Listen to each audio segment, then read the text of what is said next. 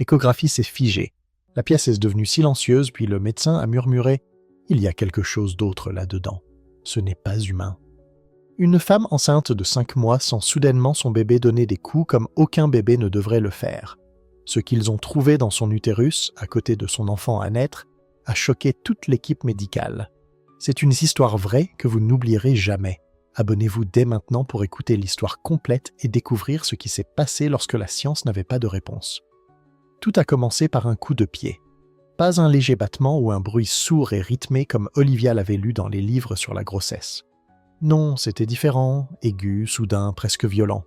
Elle s'est assise dans son lit, la main pressée contre son ventre.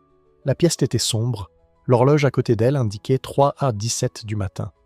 Le chauffage ronronnait doucement, mais à l'intérieur d'elle, quelque chose avait bougé, comme une secousse dans la terre. À 20 semaines de grossesse, Olivia Campbell avait commencé à reconnaître le langage subtil de la vie en elle. De petites pulsations, de délicates poussées, les murmures d'un avenir auquel elle avait osé croire après des années de deuil. Mais cette fois, c'était différent. Quelque chose n'allait pas. Elle resta immobile, essayant de le ressentir à nouveau. La maison était silencieuse. Sa mère dormait dans la pièce voisine. Dehors, le vent d'octobre soufflait contre les fenêtres, murmurant à travers les arbres. Olivia inspira profondément, sans quitter son ventre. Puis cela revint, plus fort cette fois. Un mouvement lent et ondulant qui se déplaçait d'un côté à l'autre de son utérus, comme si quelque chose de gros nageait d'une rive à l'autre. Elle retint son souffle. Ce n'était pas seulement fort, c'était calculé, intentionnel. On aurait dit que cela essayait d'aller quelque part, comme si cela savait où il voulait aller. Olivia avait déjà perdu 2 grossesses. La première s'était terminée discrètement à 12 semaines, sans explication et sans véritable conclusion. La deuxième l'avait brisée à 19 semaines. Le cœur du bébé s'était simplement arrêté. Les médecins avaient qualifié cela de « coup du sort » ou d'accident, de fantôme médical. Pas de réponse, seulement du chagrin. Cette perte avait presque brisé sa foi en son corps, en le processus, en l'espoir lui-même. Mais cette fois-ci, c'était différent dès le début. Son corps était stable, les rendez-vous se passaient bien et le cœur du bébé battait fort. Elle avait recommencé à rêver, prudemment, avec précaution.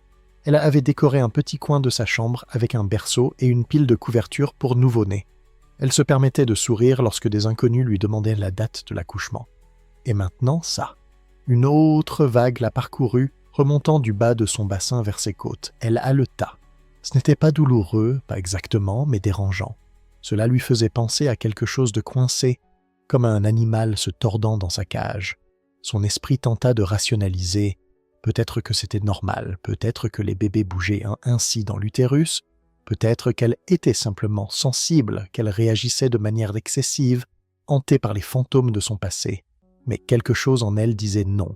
Elle se leva, pieds nus sur le parquet, son pantalon de pyjama en flanelle effleurant ses chevilles. Elle se dirigea lentement vers la salle de bain et alluma la lumière jaune. Dans le miroir, son visage était pâle et tiré. Ses yeux, autrefois chauds et brillants, reflétaient désormais le poids d'une vieille inquiétude. Elle se tourna sur le côté et posa ses 2 mains sur le galbe de son ventre. Ils semblaient identiques, mais elle ne le sentait pas pareil. Elle murmura « Bébé, tu vas bien là-dedans ?» Pas de réponse, juste un silence qui lui nouait l'estomac. Elle retourna se coucher, mais ne ferma pas l'œil de la nuit. Elle resta allongée, immobile, à ressentir, à observer, à compter. Les coups de pied étaient sporadiques, certains doux, d'autres plus violents, et parfois elle sentait un glissement, un étirement, un mouvement qui ne ressemblait pas du tout à celui d'un bébé. Au lever du soleil, elle se prépara une tasse de thé à la camomille et s'assit à la table de la cuisine, le regard fixé sur la fenêtre. Le givre s'était glissé le long des bords de la vitre. Sa mère entra vers 7 heures, enveloppée dans un peignoir, les yeux encore lourds de sommeil. « Tu n'as pas dormi ?» demanda-t-elle. Olivia acquiesça, les doigts serrés autour de la tasse en céramique chaude. « Quelque chose ne va pas. »« Tu as mal ?»« Non, » répondit-elle lentement. « Ce n'est pas une douleur, c'est un mouvement, mais ça ne semble pas humain. » Sa mère cligna des yeux, puis lui lança ce regard, mi-inquiète, mi « Ne te fais pas ça encore une fois. » Mais Olivia ne donna pas plus de détails. Comment pouvait-elle décrire cela? Comment expliquer qu'elle avait l'impression qu'il y avait quelque chose d'autre en elle, quelque chose de séparé, quelque chose d'autre? Elle appela la clinique cet après-midi-là. Elle ne dit pas grand-chose, juste qu'elle n'était pas sûre que le bébé bougeait normalement. On lui proposa un rendez-vous le lendemain matin. Olivia accepta d'une voix calme, mais ses doigts tremblaient lorsqu'elle raccrocha le téléphone. Cette nuit-là, elle s'est recouchée et a tendu l'oreille. La pièce était silencieuse, l'air froid, mais son ventre était vivant, non pas de joie ou de connexion, mais d'une chose qu'elle ne pouvait qualifier que d'agitation. Elle a posé ses 2 mains sur son ventre, fermé les yeux et essayé d'envoyer de la paix vers le bas, dans le lieu profond où flottait son enfant. Elle ne savait pas encore que ce qu'elle ressentait était réel. Elle ne savait pas que sa visite à la clinique allait tout changer. Elle ne savait pas que ce qui vivait en elle n'était pas seulement la vie, mais quelque chose qui n'aurait jamais dû être là. Le matin arriva tranquillement, enveloppé dans le voile gris du début octobre. Olivia se tenait devant l'évier de la cuisine, la chaleur du thé montant dans ses mains tandis que le froid du verre s'infiltrait à travers ses doigts. La nuit était passée, mais le malaise était toujours là. Quelque chose en elle avait changé, pas seulement physiquement, mais aussi dans l'air qui l'entourait. Elle se sentait observée, envahie, comme si elle avait ouvert sans le savoir une porte qu'elle ne pouvait plus fermer. Tout en buvant, son esprit vagabondait, non pas vers l'avenir, mais vers le passé. Les souvenirs avaient tendance à se répéter en boucle, surtout dans les moments de calme. Cela faisait un peu plus d'1 an qu'elle avait quitté Mérida, au Mexique, où elle s'était réfugiée après sa 2e fausse couche. Elle avait pensé que le changement de climat, de rythme et de langue l'aiderait à surmonter son chagrin, mais même là-bas, la douleur la poursuivait. Comme toujours, elle se souvenait d'un dîner organisé par des amis vers la fin de son séjour, une longue table dressée sous des lanternes suspendues, l'odeur du citron vert et du poisson grillé flottant dans l'air. Un homme nommé Raoul, qui avait hello, avait apporté un plat qu'il appelait ceviche de camarón, des crevettes marinées dans du jus d'agrumes et servies crues. Olivia avait été réticente mais polie, elle en avait mangé 2 cuillerées. Cette nuit-là, elle s'était réveillée avec des crampes, rien de grave, juste une sensation désagréable. Elle avait pris des médicaments en vente libre et s'était rendormie. Elle n'avait pas fait le lien entre ce moment et quelque chose de grave. La douleur avait disparu en une journée. Mais dans les semaines qui ont suivi, elle s'est sentie différente. Un poids dans le ventre, une fatigue qu'elle ne pouvait expliquer, même si elle n'était pas enceinte à l'époque. Les médecins ont attribué cela au stress, à un traumatisme, à la dépression. Elle n'a pas insisté, elle ne voulait pas en savoir plus. À présent, dans la cuisine calme du Nebraska, elle ne pouvait s'empêcher de se demander « Est-ce que quelque chose avait commencé à ce moment-là? Est-ce que quelque chose était entré dans son corps cette nuit-là, sans qu'elle s'en aperçoive et avait attendu? Son corps était-il un hôte? » Elle secoua la tête. Cela semblait insensé. Plus tard dans la matinée, elle enfila un legging épais et un pull de maternité gris, puis se rendit en voiture à la clinique. Le ciel était bas, lourd de nuages qui refusaient de pleuvoir. Le petit parking était à moitié vide. À l'intérieur, la réceptionniste lui sourit et lui demanda à combien de mois elle en était. 20 semaines, répondit Olivia d'une voix neutre. On l'envoya dans la salle d'attente C où un diffuseur de lavande sifflait doucement et où une musique douce, acoustique et sans âme jouait. Les affiches sur les murs montraient des couples souriants tenant de minuscules nouveau-nés. Tous parfaits, tous heureux, tous faux. Lorsqu'on l'appela, elle se leva lentement, sentant chaque pas dans sa colonne vertébrale. L'infirmière, qui prit ses constantes, avait le regard bienveillant et la voix douce. Elle demanda à Olivia si elle avait senti le bébé bouger. « Oui, » répondit Olivia après une pause, « mais c'est étrange. » L'infirmière ne demanda pas plus de détails, se contenta de sourire, nota l'information et quitta la pièce. Le docteur Hammond entra 5 minutes plus tard.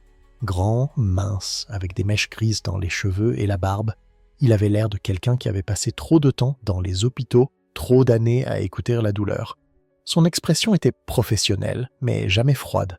Derrière ses yeux, on devinait une gentillesse cachée, mais bien présente.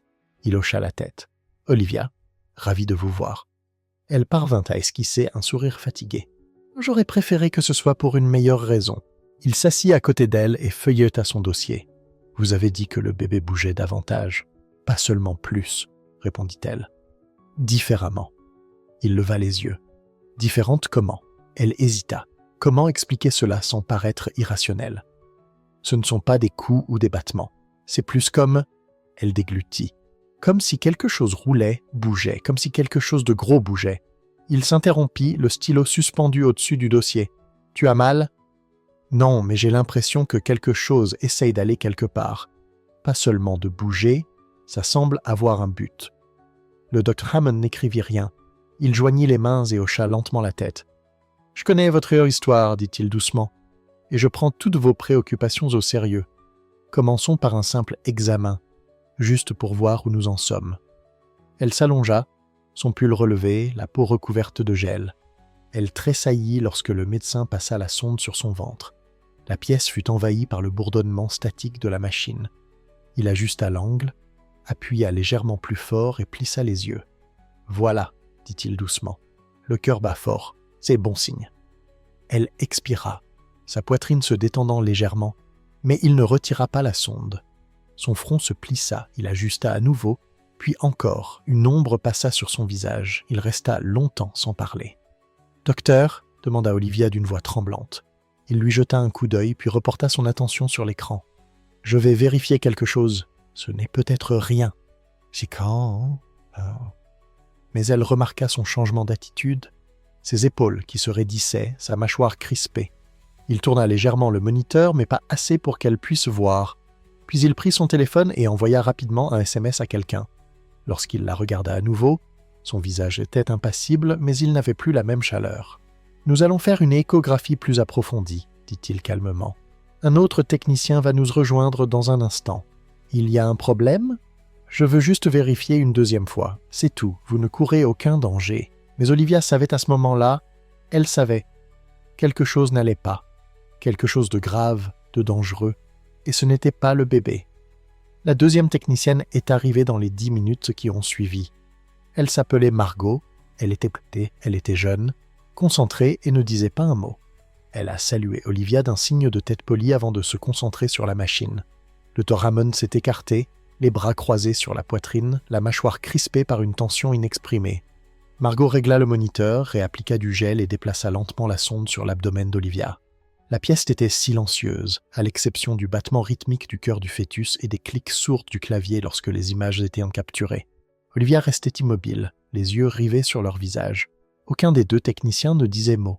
Elle voulait leur demander ce qu'ils voyaient, n'exiger de voir l'écran, mais quelque chose dans leur immobilité la maintenait silencieuse. Ils n'étaient pas simplement concentrés, ils étaient alarmés. Elle pouvait sentir le changement dans la pièce. Ce n'était pas encore de la panique, mais ça n'en était pas loin. Un courant froid s'était installé et lui parcourait la peau. Margot s'arrêta, ses doigts suspendus au-dessus de l'écran, zoomant. Le moniteur affichait un motif étrange, quelque chose d'irrégulier, d'inconnu. Une forme dense flottait dans le cadran inférieur de l'utérus et de l'utérus, juste derrière la colonne vertébrale du bébé, longue, courbée, déroulée. Puis elle bougea. Olivia ne le vit pas, mais elle l'entendit. Un halètement aigu de Margot, une inspiration rapide de Hammond. « Qu'est-ce que c'est » demanda-t-elle d'une voix plus aiguë qu'elle ne l'aurait voulu. Hammond jeta un coup d'œil à Margot, puis s'avança à nouveau. « Nous continuons à chercher, » dit-il doucement. « Je veux voir l'écran. » Il hésita un instant, puis le tourna vers elle, et sabait. Au début, elle ne comprit pas ce qu'elle voyait. L'image était granuleuse en noir et blanc. Le bébé était là, recroquevillé, les mains près du visage. Mais juste derrière, il y avait autre chose. Une forme étroite, semblable à une corde. Elle tremblait, se courbait, puis glissait légèrement vers la gauche, comme si elle réagissait à la pression de l'échographie. Elle retint son souffle. « Ce n'est pas le bébé, » murmura-t-elle. « Non, » répondit Hammond doucement. « Ce n'est pas le bébé. » La chose bougea à nouveau, pas au rythme d'un battement de cœur ni à la dérive paresseuse du liquide amniotique. Elle bougeait avec intention. Olivia sentit son estomac se nouer. La pièce sembla basculer. « Qu'est-ce que c'est ?» « Nous ne savons pas encore, » répondit Hammond, mais sa voix trahissait quelque chose de plus, quelque chose qu'il ne disait pas. « C'est vivant, » murmura-t-elle. Aucun d'eux ne répondit.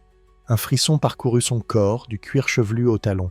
Ce n'était pas de la peur, mais quelque chose de plus froid, une prise de conscience. Une ligne avait été franchie. Ce n'était pas seulement une complication. Ce n'était pas une menace abstraite pour sa grossesse. C'était une présence, une deuxième forme de vie, un parasite, et il partageait l'espace avec son enfant. Margot ne dit rien. Sa main bougea lentement, délibérément, guidant à nouveau la sonde sur l'abdomen d'Olivia, traçant le contour de la forme étrangère sur l'écran. L'objet changea de position, cette fois plus fluidement, comme s'il s'ajustait pour éviter la pression. Il s'allongea légèrement, son corps mince s'enroulant mollement puis se déroulant. Il pulsait non pas comme un battement de cœur, mais avec un rythme musculaire, une contraction ondulatoire qui se propageait d'un bout à l'autre. Le docteur Hammond se pencha vers l'écran, les lèvres pincées. Il ne cligna pas des yeux. Ses yeux suivaient à chaque mouvement avec une immobilité chirurgicale. Olivia regardait aussi, la gorge sèche, le cœur battant à tout rompre dans ses oreilles. Elle ne comprenait pas ce qu'elle voyait, mais son instinct criait plus fort que sa raison. Ce n'était pas normal, cela ne faisait pas partie d'elle, ce n'était pas humain. « Ça bouge », dit-elle à nouveau, d'une voix à peine audible. Hammond ne répondit pas. La chose se cambra légèrement, se pressa contre la paroi utérine, puis se relâcha, dérivant paresseusement dans le liquide amniotique. Chaque mouvement était distinct, délibéré, voire intelligent. Olivia sentit son estomac se retourner. Elle pouvait presque le sentir, pas seulement comme une pression, mais comme une présence, comme une volonté. Elle essaya de respirer, mais ses poumons semblaient en comprimer. « Qu'est-ce que c'est » demanda-t-elle à nouveau, plus fort cette fois, non plus par simple curiosité, mais par désespoir. Le docteur Hammond se redressa, les yeux toujours fixés sur l'écran. Margot recula d'un demi-pas, les mains jointes devant elle, la sonde toujours posée légèrement sur la peau d'Olivia. « Nous avons besoin d'un scan à plus haute résolution, » dit-il prudemment, et d'une consultation avec un spécialiste en médecine fœto-maternelle. « Mais qu'est-ce que c'est » demanda Olivia à nouveau, plus fort. « Dites-moi ce que je vois. » Hammond la regarda enfin, et à cet instant, son expression changea, non pas en inquiétude, mais en quelque chose de pire. La résignation. Il n'était plus confus. Il avait une idée, et il ne voulait pas la dire. « Nous voyons une structure allongée, » dit-il d'un ton clinique, d'environ 20 cm de long, une morphologie non humaine, mobile. « Mobile », répéta-t-elle. « Vous voulez dire que c'est vivant ?» ?»« Oui. » Elle tourna la tête vers le plafond, comme si la réponse pouvait être écrite sur les carreaux stériles. La pièce tournait doucement autour d'elle. Sa peau était parcourue d'une sueur froide. Pendant un long moment, personne ne parla. Hammond se retourna vers le moniteur, regardant l'écran comme quelqu'un qui étudie un prédateur dans une cage. « Il n'est pas relié au fœtus, » dit-il après un long silence, « pas anatomiquement. »« Alors qu'est-ce que ça fait là ?» Il expira, non par frustration, mais en se contrôlant soigneusement. Les mots sortirent lentement, comme s'il devait les forcer un par un. Il semble bouger de manière indépendante. C'était ça. Ce n'était pas une masse, ni un artefact, ni une ombre. C'était une chose vivante qui bougeait dans son ventre, avec son enfant. La phrase résonna dans son esprit, forte et vibrante, plus forte que les battements du cœur sur le moniteur, plus forte que le bourdonnement des néons de l'île, bougeait de manière indépendante.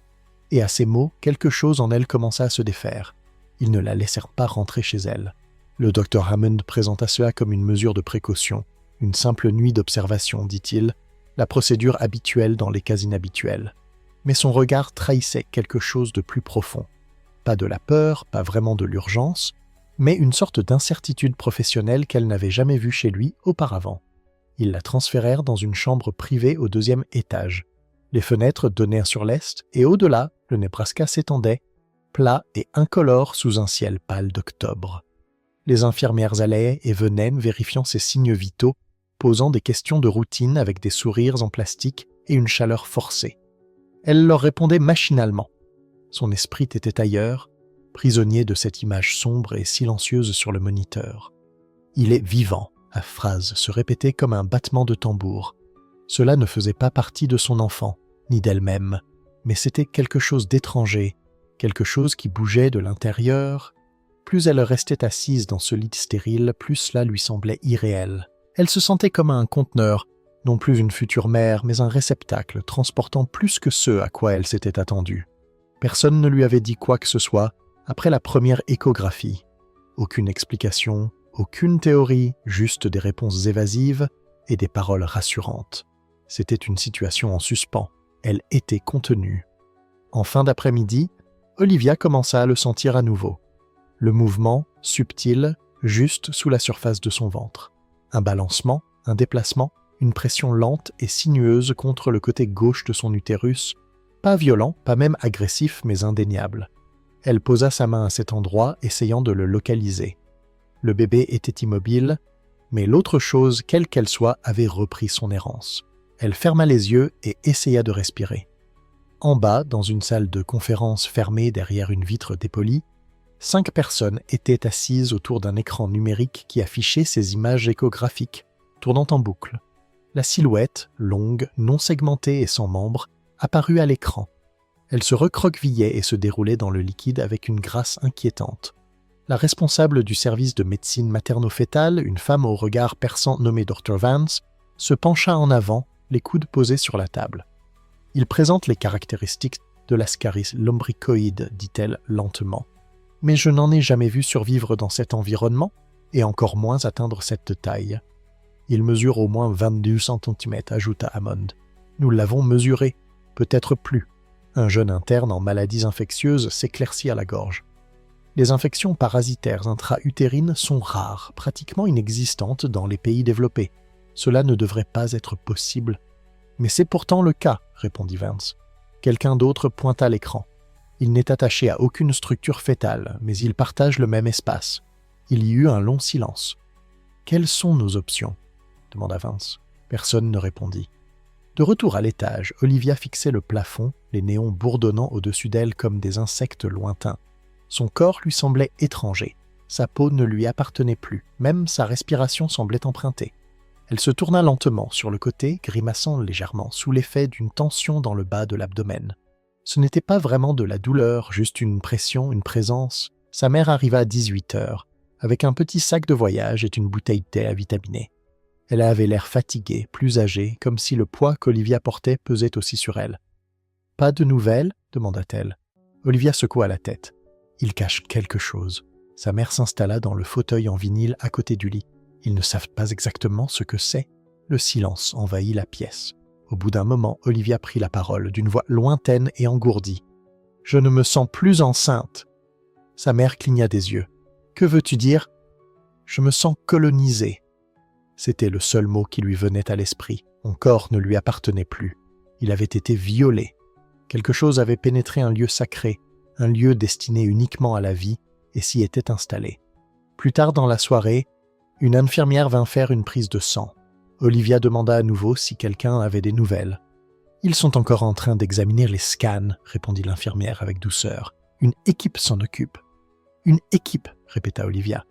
Elle les imaginait, en blouse blanche, avec leurs stéthoscopes, leurs moniteurs, l'image de son bébé figé sur un écran, son utérus cartographié comme un champ de bataille, et personne n'avait de réponse. Elle ne dormit pas cette nuit-là. Chaque fois qu'elle fermait les yeux, elle le voyait. Pas le bébé, l'autre chose, flottant à côté de son enfant comme un ruban de fumée, silencieuse, indésirable, imperturbable. Elle se demanda si elle savait, si son bébé la sentait aussi, si dans son esprit tranquille en formation, il y avait une conscience de l'intruse, une reconnaissance, une peur, ou pire, un lien. Au matin, le monde d'Olivia s'était réduit à une seule pensée, tournant sans cesse dans son esprit épuisé. Il y a quelque chose avec mon bébé, et personne ne sait quoi faire. Elle ne se souvenait pas s'être endormie. La nuit s'était écoulée au ralenti. Les moniteurs clignotaient, les pas résonnaient dans le couloir, les infirmières se déplaçaient comme des ombres. Mais à un moment donné, son corps avait capitulé. Son esprit, cependant, avait d'autres plans. Dans son rêve, elle se tenait devant une église ancienne et délabrée. La brique et le bois étaient fissurés par le temps, des vignes s'enroulaient autour des fenêtres brisées, l'air sentait la cendre et la pierre humide. Il n'y avait personne, aucun bruit, juste le vent qui soufflait à travers la charpente vide comme un souffle dans une poitrine creuse. Elle franchit le seuil. À l'intérieur, les bancs étaient brisés, l'hôtel s'était effondré vers l'intérieur. La lumière pénétrait par un trou dans le plafond, tombant comme un projecteur sur le sol en pierre fissurée. Et là, au milieu de tout cela, gisait un bébé. Petit, immobile, enveloppé dans un tissu blanc si fin qu'il ressemblait à de la brume. Olivia s'avança lentement, sans faire de bruit.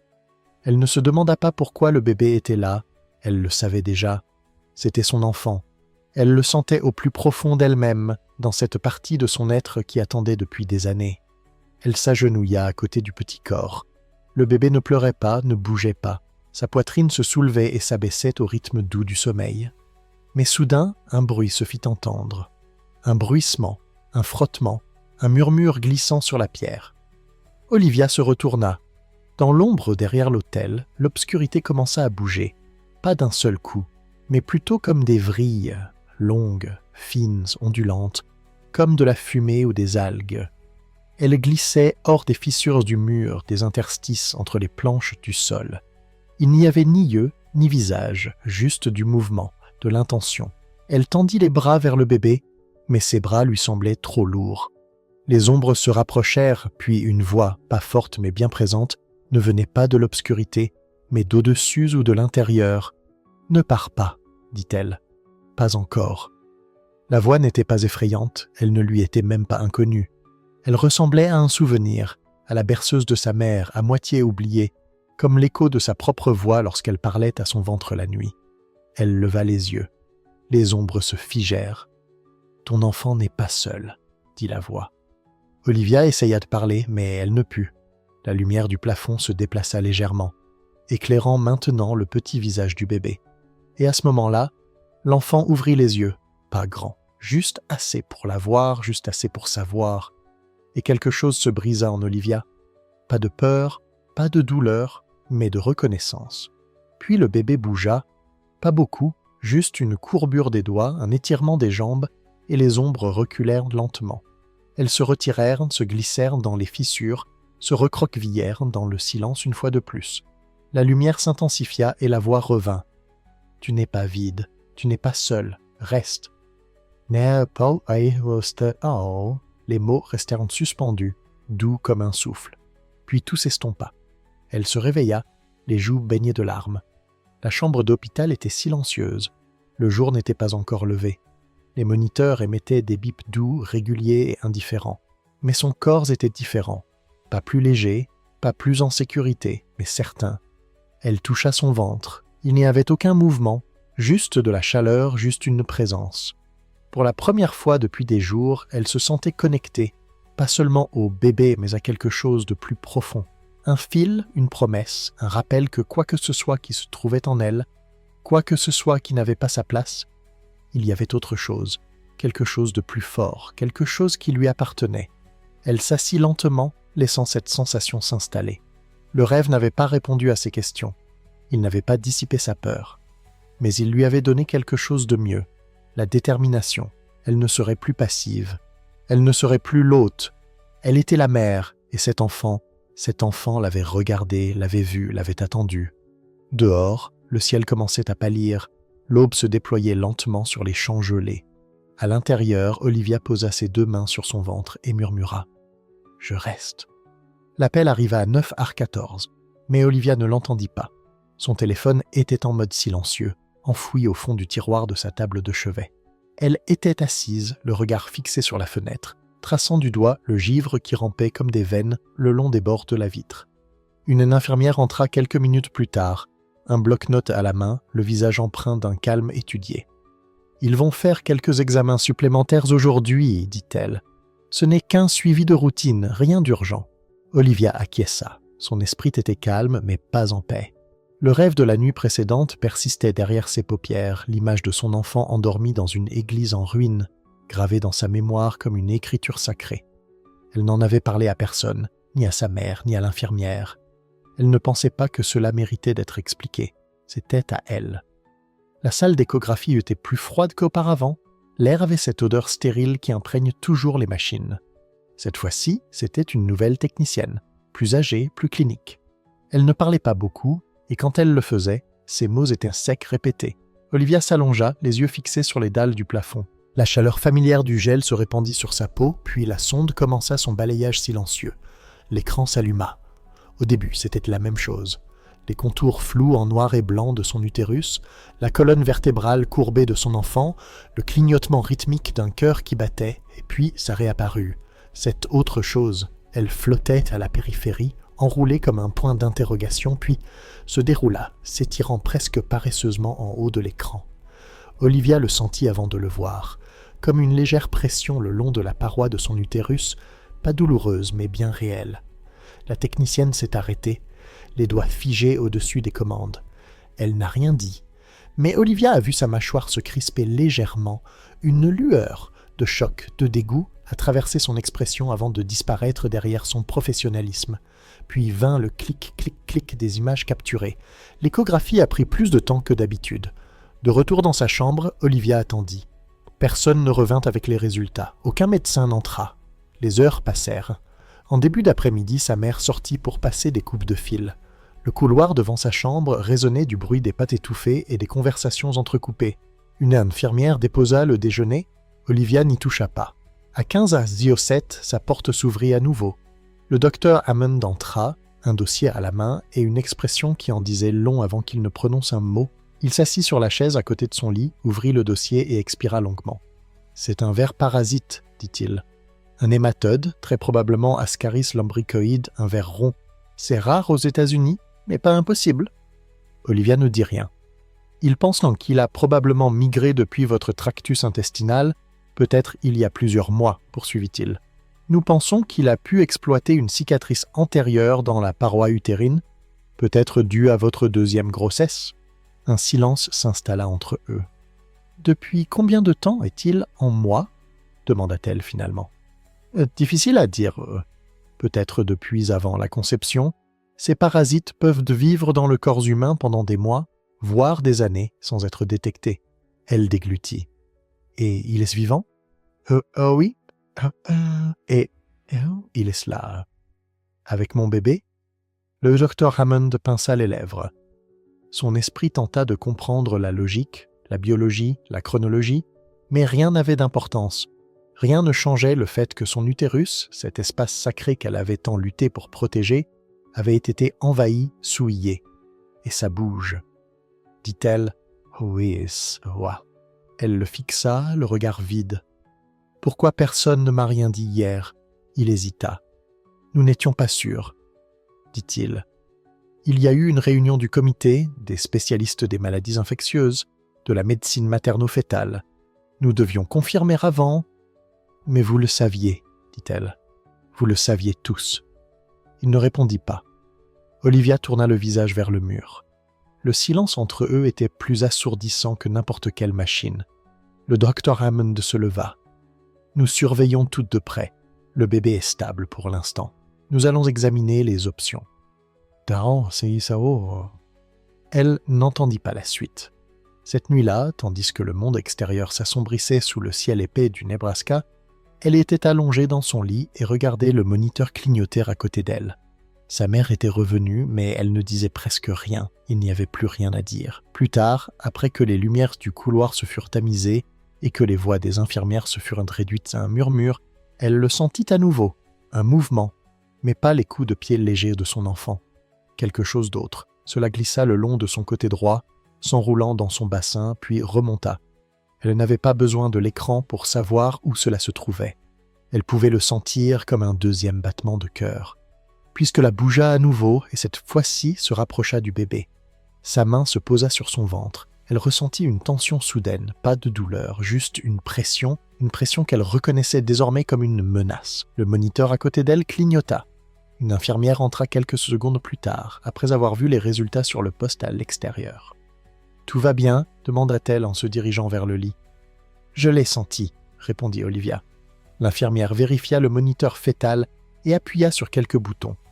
Le rythme cardiaque est normal, mais Olivia ne regardait pas les chiffres. Elle fixait le vide, ou plutôt tout à la fois, car elle avait senti le bébé glisser, se tordre. Et pour la première fois, elle prit conscience d'une chose qu'elle n'avait pas osé envisager auparavant. Il ne faisait pas que vivre là, il observait. Elle resta éveillée presque toute la nuit, les mains posées sur son ventre comme une barrière. Elle ne pouvait plus faire semblant, ni se bercer d'espoir. Ce qui vivait en elle n'était pas seulement une complication. C'était un colocataire, indésirable et impitoyable. Dans le silence, ses pensées se dérivèrent vers le passé, non pas vers sa grossesse, ni vers les rendez-vous, les échographies ou les dates prévues pour l'accouchement, mais vers le Mexique. Mérida, à la fin de l'été, l'air lourd et humide, la sueur collante à sa peau comme une seconde peau. Elle s'était rendue là-bas, après sa deuxième fausse couche, espérant que le changement de décor lui permettrait de se débarrasser de son chagrin. Cela n'avait pas fonctionné. Mais elle était restée malgré tout. Il y avait eu une nuit, une fête sur un toit éclairé par des lanternes en papier et des rires. Elle était avec Raoul, un ami d'un ami, quelqu'un qui parlait d'une voix mélodieuse et qui apportait toujours à manger. Ce soir-là, il avait apporté du ceviche, des crevettes roses et crues, baignées dans du jus de citron vert, garni d'oignons et de coriandre. Elle n'en voulait pas, Son estomac était déjà fragile, mais elle ne voulait pas offenser son hôte. Elle en avait pris une bouchée, puis une autre. Quelques heures plus tard, les crampes avaient commencé, vives mais brèves, suffisamment pour la faire se plier en deux, puis disparaître. Elle avait mis cela sur le compte des crevettes avariées, pris un comprimé, s'était couchée et avait dormi. Mais maintenant, le souvenir était différent, plus vif à cause de ce qui avait suivi. Cette étrange fatigue, ces nausées qui avaient persisté pendant des semaines, malgré l'absence de grossesse, cette sensation d'oppression dans le ventre qui allait et venait sans explication. Et maintenant, cette chose en elle. Son souffle se coupa lorsqu'elle fit le lien, non pas comme les pièces d'un puzzle s'emboîtant parfaitement, mais comme du fil barbelé s'enroulant autour d'un point. Cela avait-il commencé à ce moment-là? L'avait-elle porté en elle tout ce temps? Avait-il vécu en elle, dormant, jusqu'au moment où son corps avait osé espérer à nouveau? Elle s'assit lentement, les draps froids contre sa peau. Le moniteur à côté d'elle clignotait, régulier et impersonnel. Elle posa une main sur son ventre. Le bébé bougea légèrement, un petit coup rassurant. Il était toujours là, toujours en train de se battre. Mais son autre main tremblait, car la culpabilité commençait à s'installer. Cela ne lui arrivait pas seulement à elle. Elle l'avait invité à entrer, sans le savoir, certes, mais néanmoins, son enfant subissait les conséquences de ses choix. Un seul repas, un moment d'inattention, une cuillerée de crevettes crues avait ouvert la porte et quelque chose était entré. Elle murmura « Je suis désolée. »« Ah, excuse. » Mais ces mots semblèrent vides, inutiles dans l'air stérile. Une vague de nausée la submergea. Elle attrapa le bassin à côté de son lit, respirant lentement, attendant que cela passe. Cela passa, mais laissa derrière lui quelque chose de pire que le mal, la honte. Puis, sans crier gare, le souvenir du rêve lui revint. L'église en ruine, l'enfant seul dans la lumière, l'obscurité qui se rapprochait. Mais cette fois, ce n'était pas un souvenir, c'était une répétition. Son esprit fut envahi, non pas par un rêve, mais par une hallucination éveillée. Une image si soudaine et si claire qu'elle lui coupa le souffle. Les yeux du bébé s'ouvraient à nouveau, mais cette fois, ils n'étaient pas calmes. Ils étaient effrayés. Elle haleta et agrippa les draps. L'image s'estompa rapidement, mais le sentiment resta froid, vide. Elle avait besoin de réponses. Elle avait besoin de savoir dans quel danger se trouvait réellement le bébé. Elle avait besoin que quelqu'un soit honnête avec elle. Mais surtout, elle avait besoin de se pardonner. Car sinon, elle n'aurait pas la force d'affronter ce qui allait suivre. La porte s'ouvrit doucement et sa mère entra, apportant une nouvelle paire de chaussettes et qu'une petite Bible de voyage qu'elle n'avait pas vue depuis des années. « J'ai pensé que ça pourrait t'aider », dit sa mère en posant le tout sur la table de chevet. Olivia ne répondit pas. Son regard était toujours fixé sur l'endroit où se trouvait l'image. Sa mère s'assit à côté d'elle et repoussa une mèche de cheveux derrière son oreille. « Tu es plus forte que ça », dit-elle doucement. « Non », répondit finalement Olivia, « je ne le suis pas. Tu es toujours là ?» Elle acquiesça à peine. « Et ce bébé aussi. » Un long silence s'ensuivit, puis Olivia demanda « Et si c'était moi qui avais causé ça ?» Sa mère la regarda, le visage impassible. Puis, après un long silence, elle dit « Alors c'est à toi de réparer, pas avec de la culpabilité, mais avec de l'amour. » Ces mots ne réglèrent rien, mais ils ancrèrent quelque chose. Et pour la première fois depuis l'échographie, Olivia se permit de croire que peut-être, juste peut-être, il y avait encore un moyen d'avancer.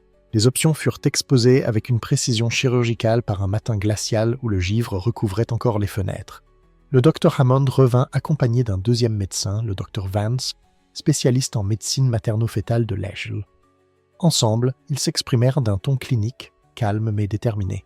« Il y a deux options », a déclaré le Dr Vance. Olivia s'assit bien droite, sa mère à ses côtés, le drap blanc tiré sur ses genoux comme une armure. Première option, une intervention chirurgicale. Nous pouvons pratiquer une césarienne et retirer à la fois le fœtus et le parasite. Le risque est élevé. Votre enfant est prématuré, à peine à la limite de la viabilité. Le développement pulmonaire est incomplet et le traumatisme de l'opération pourrait entraîner de graves complications. Les chances de survie sont peut-être de 50-50. Olivia ne dit rien. Les mots la traversèrent comme un vent glacial. Option 2. Nous continuons l'observation et laissons la grossesse suivre son cours. Nous surveillons les mouvements du fœtus, l'activité du parasite et l'intégrité de l'utérus, mais c'est imprévisible. Le parasite pourrait rompre la poche des dos. ose interférer avec le cordon ombilical. Cela pourrait être fatal sans avertissement. Et il n'y a rien d'autre ? Demanda Olivia. Dr. Hammond secoua la tête. Nous avons consulté des parasitologues dans tout le pays. Ce cas est presque sans précédent. Dans n'importe quelle autre partie du corps, nous pourrions agir, mais dans l'utérus, il ne termina pas. Le silence envahit la pièce. Seul le moniteur émettait un léger bip à côté d'elle. Un battement de cœur, une vérité. Ils la laissèrent seule pour prendre sa décision. Lorsque la porte se referma, Olivia fixa ses mains. À cet instant, elle ne se sentait pas comme une mère. Elle se sentait comme une gardienne entre deux risques, entre la mort par l'action et la mort par l'hésitation. Sa mère ne dit rien, se contentant de lui prendre la main. « Je ne peux pas choisir, » murmura Olivia. « Tu peux, » répondit sa mère doucement. « Tu ne veux simplement pas. » Olivia retint ses larmes. « Et si je fais le mauvais choix ?» Sa mère serra sa main plus fort. « Alors tu porteras cette douleur, mais tu le feras en tant que mère, pas en tant que lâche. »« No. » Ces mots la piquèrent, mais ils sonnaient juste. Elle s'allongea contre les oreillers et ferma les yeux. La pièce s'estompa, ses pensées se replièrent sur elles-mêmes et, pendant un instant, il n'y eut plus d'hôpital, plus de machines, plus de voix, seulement le silence. Puis une voix qu'elle n'avait pas entendue depuis des jours, pas à l'extérieur, mais à l'intérieur, douce, calme. « Je suis là. » Elle n'était plus à l'hôpital. Dans l'espace entre le sommeil et la conscience, Olivia se tenait debout, immergée jusqu'à la taille dans l'eau. Elle n'était ni froide ni chaude, elle était simplement là, dans un calme si complet qu'il semblait sacré. L'eau lui arrivait juste en dessous des côtes, et même si elle ne pouvait pas en voir le fond, elle n'avait pas peur. Le ciel au-dessus d'elle était blanc, ni nuageux, ni clair, juste infini, comme une toile encore vierge. Autour d'elle, rien ne bougeait. Aucun bruit, aucune ondulation, seulement son souffle, et quelque chose d'autre. Puis elle le sentit, une petite main se glissa dans la sienne. Elle baissa les yeux. L'enfant était là, ni fœtus, ni nouveau-né, mais quelque chose entre les deux. Une âme qui avait pris forme, mais qui n'avait pas encore été façonnée par le temps. Les doigts de l'enfant s'enroulèrent autour des siens, petits et parfaits, incroyablement réels. Aucun mot ne fut échangé entre eux, aucun n'était nécessaire. L'enfant leva les yeux vers elle, et dans son regard, elle ne vit aucune peur, seulement de la confiance. Une confiance qui la mit à nu, qui exposa le cœur fragile qu'elle avait essayé de protéger pendant si longtemps. Elle sentit l'eau monter, très légèrement, effleurant sa peau avec un léger murmure, comme si le monde lui-même respirait. Puis vint la lumière, pas aveuglante, pas divine, juste présente. Elle se déplaçait à la surface de l'eau comme une aube se levant sous la peau du monde, et en son centre, il y avait du mouvement. L'obscurité, nageant à la périphérie, tournoyant, attendant. Elle regarda l'enfant, toujours là, toujours tenant sa main. Et pour la première fois, Olivia ne recula pas. Elle ne pleura pas. Elle ne s'enfuit pas. Elle se tenait debout, non pas comme une victime, mais comme une gardienne. L'eau se retira, la lumière s'estompa, et elle se réveilla. Le plafond de l'hôpital l'accueillit avec son indifférence habituelle, mais quelque chose avait changé. Le poids dans sa poitrine avait bougé, non pas disparu, mais réorganisé, gérable, supportable, réel. Elle s'assit lentement, posant ses deux mains sur son ventre. Le bébé donna un petit coup, doux, presque enjoué. « Je t'ai senti », murmura-t-elle. « Je t'ai vu ». Sa mère remua dans le coin, à moitié endormie dans le fauteuil réservé aux visiteurs. Olivia ne la réveilla pas. Elle n'avait pas besoin d'un deuxième avis. Elle savait déjà ce qui allait se passer. Lorsque le docteur Hammond revint ce matin-là, son bloc-notes à la main, le visage préparé à l'incertitude, Olivia prit la parole avant lui. « Je ne choisis aucune des deux options, » dit-elle. Il cligna des yeux. « Olivia, j'attends. » Il hésita. « Il y a des risques. Je sais. Vous n'aurez peut-être pas d'autre chance. Je sais. » Elle le regarda droit dans les yeux. « Mais il n'est pas seul là-dedans. Plus maintenant. » Il n'y avait rien d'autre à dire. La décision était prise. Elle allait attendre. Non pas parce que c'était prudent ou intelligent, mais parce qu'elle avait vu son enfant et qu'il lui avait pris la main. Les jours qui suivirent furent longs, suspendus dans une tension si palpable qu'elle en était presque bruyante. Chaque matin commençait par une échographie. Olivia s'allongeait dans la pièce faiblement éclairée tandis que les techniciens déplacèrent la sonde sur son ventre, les yeux rivés sur l'écran, enregistrant chaque mouvement, chaque battement de cœur, chaque ondulation inattendue dans la mer amniotique. Le bébé restait actif, petit, étirant ses membres, le pouce enfoncé dans la bouche. Mais l'autre silhouette, l'envahisseur, n'était jamais loin. Certains jours, elle flottait tranquillement, formant une courbe paresseuse dans le liquide, inerte et apparemment inoffensive. D'autres jours, elle bougeait, non pas de manière erratique, mais avec une conscience inquiétante, glissant derrière le bébé, se faufilant dans les ombres comme si elle était à sa place. Le troisième matin, elle se glissa près du cordon ombilical. Olivia ne la vit pas, mais la façon dont le technicien se figea, le souffle coupé au milieu d'une phrase lui dit tout. Elle vit ses yeux se plisser, sa main se crispait autour de la sonde. « C'est près du cordon », murmura-t-il au docteur Hammond, qui se tenait dans un coin, en train de relire ses notes. Il voulait parler à voix basse, mais Olivia l'entendit malgré tout. Elle agrippa les côtés du lit.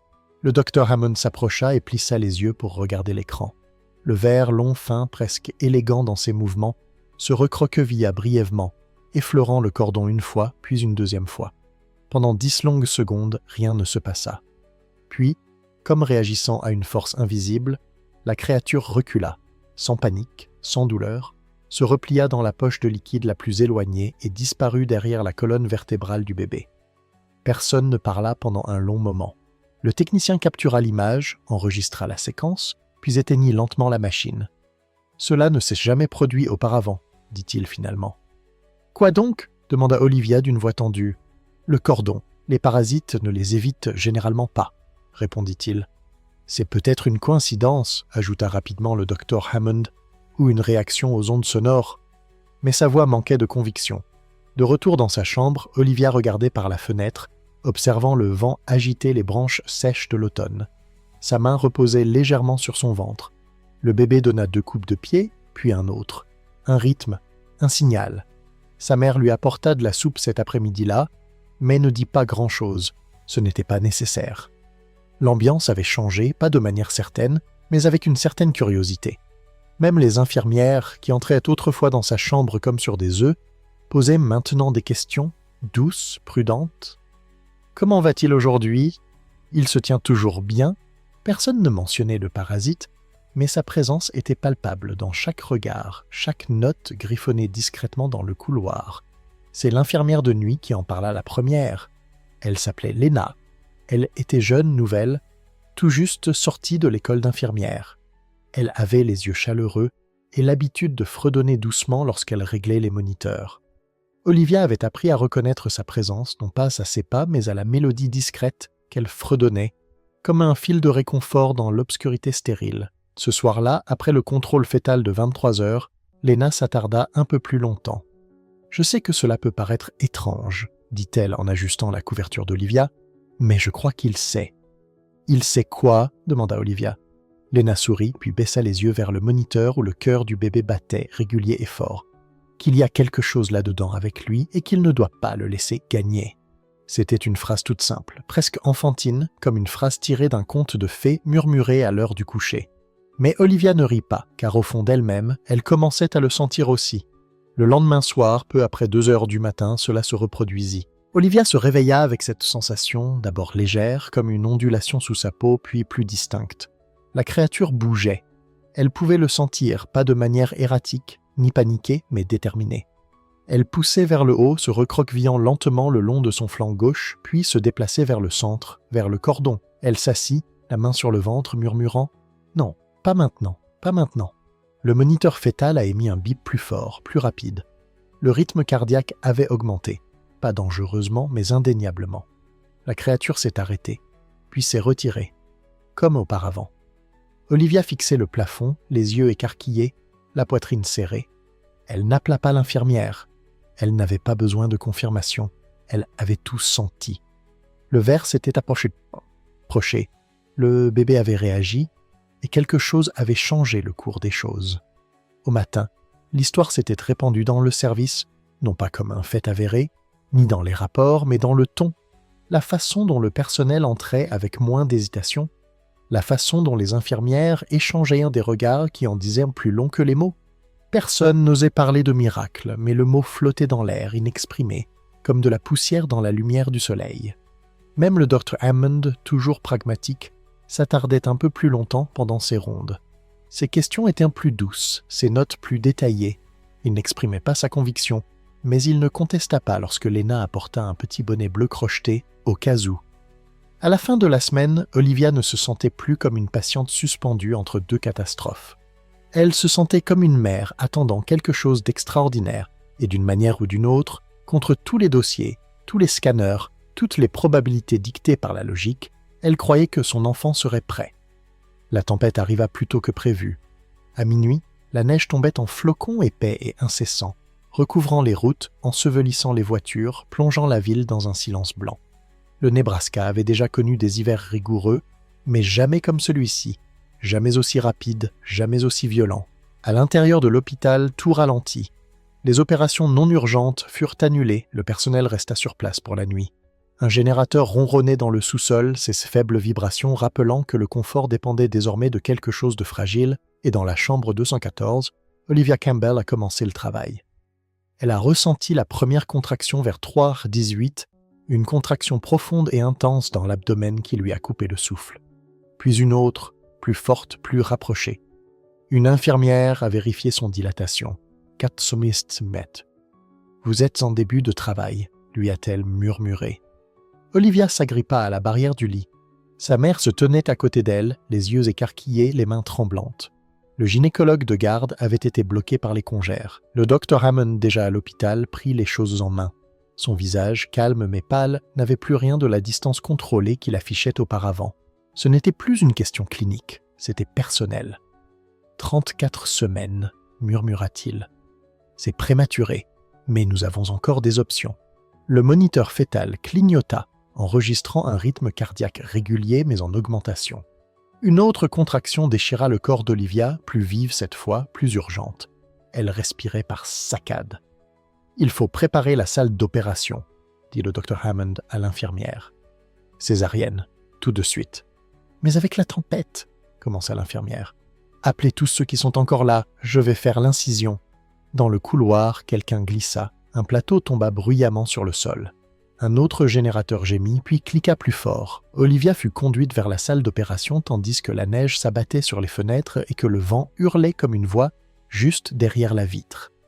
Elle voyait à peine, mais elle pouvait sentir. À l'intérieur d'elle, l'enfant bougeait et quelque chose d'autre ne bougeait pas. La pression qu'elle ressentait depuis des semaines, les changements subtils, les contractions indésirables, tout avait disparu. Elle murmura « C'est calme, la chose, elle est calme. » Le docteur Hammond lui jeta un coup d'œil alors qu'il se précipitait à travers les doubles portes. Peut-être qu'il s'est affaibli. Peut-être qu'il est en train de mourir. Ou peut-être, pensa-t-elle, qu'il a déjà gagné. La salle d'opération était éclairée d'une lumière bleue et argentée. Les néons aveuglants se reflétaient sur les plateaux métalliques, les masques, les mains gantées qui s'affairaient en silence. Seuls 4 membres du personnel étaient présents.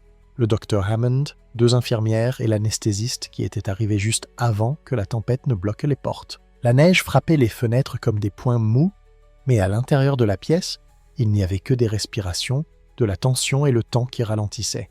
L'incision était nette.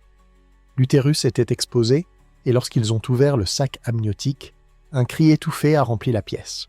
Le liquide était sombre, trouble, contenant quelque chose de plus lourd que du sang.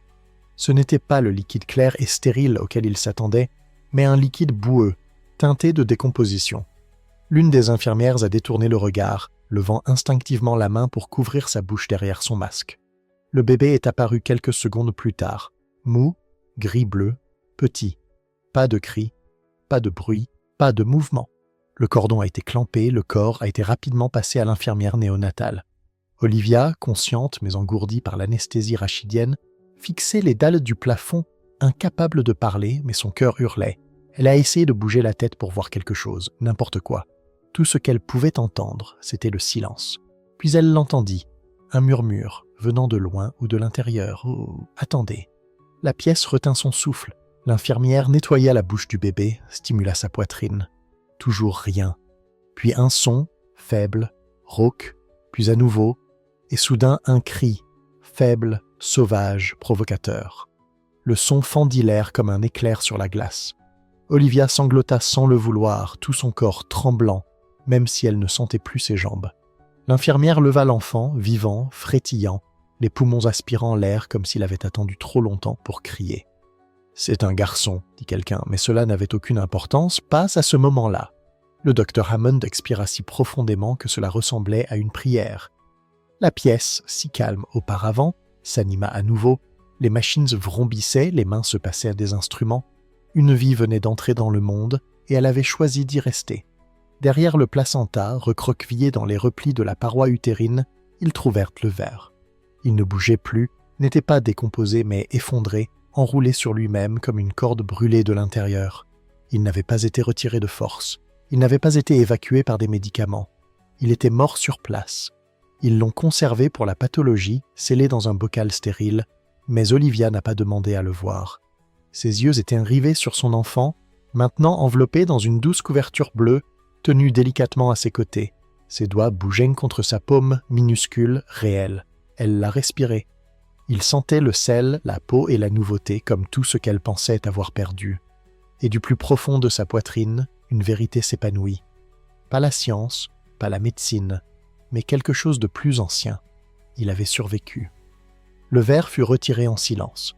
Pas d'alarme, pas d'instruction soudaine, juste une main gantée qui se glissa doucement derrière le placenta et souleva les restes enroulés avec une précision silencieuse.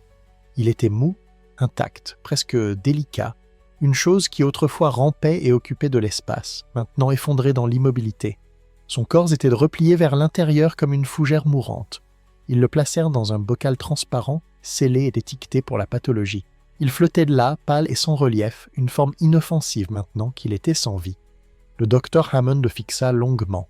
« Il est intact », dit-il doucement au pathologiste. « Aucun traumatisme visible, aucune hémorragie, aucune rupture. »« Mais il est mort », répondit clairement le technicien.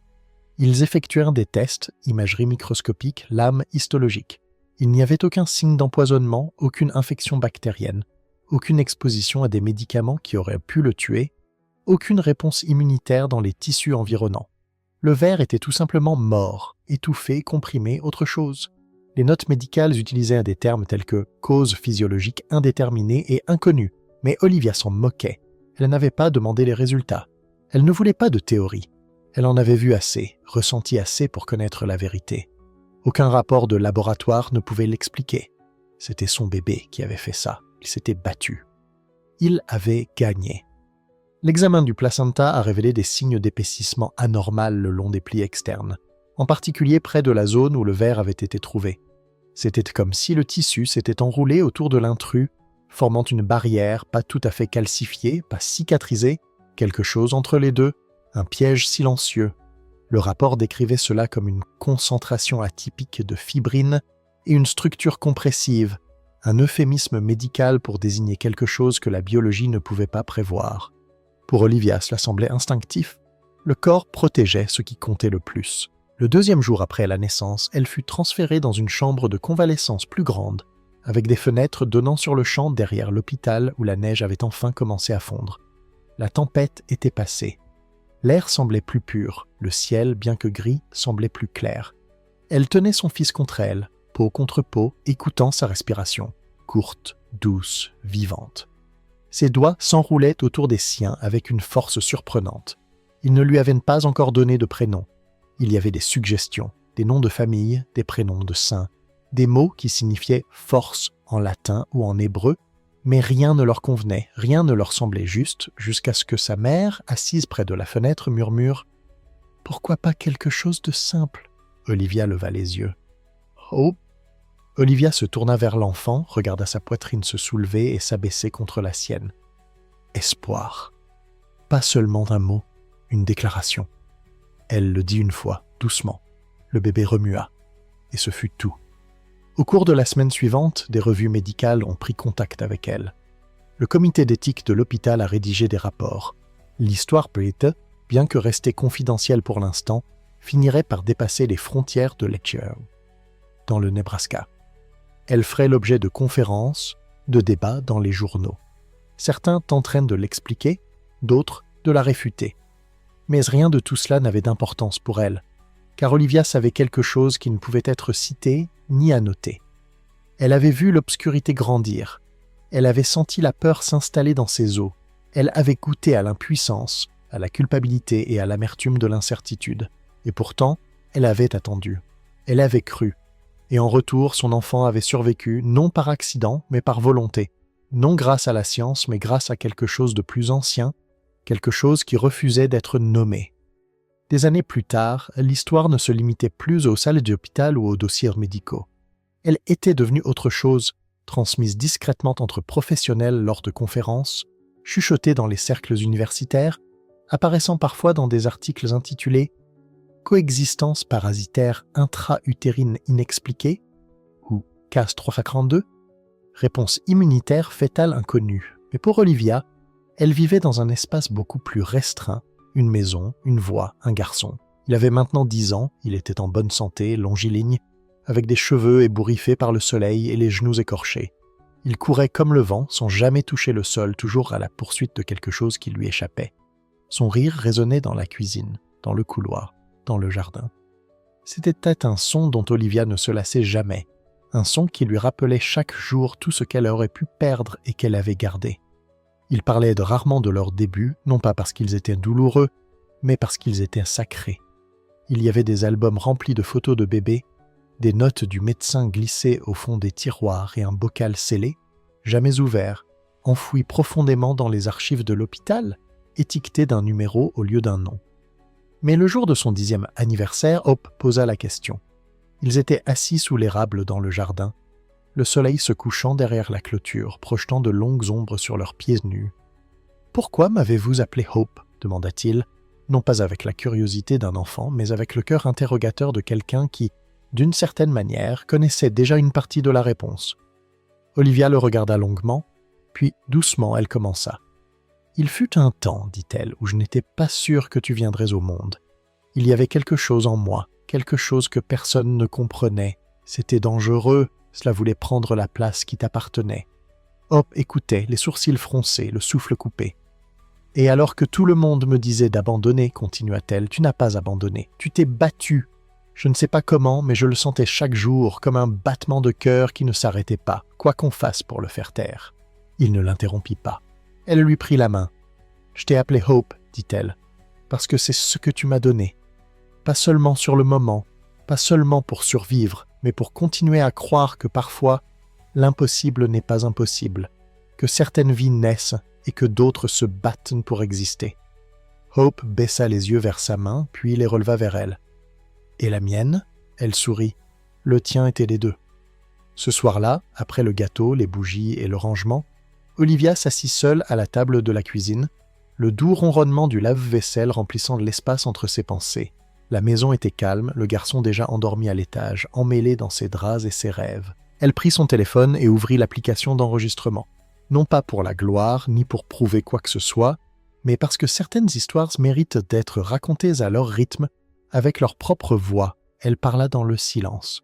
« Je m'appelle Olivia Campbell, commença-t-elle, et il y a 10 ans, j'ai donné naissance à un garçon qui n'était pas censé survivre.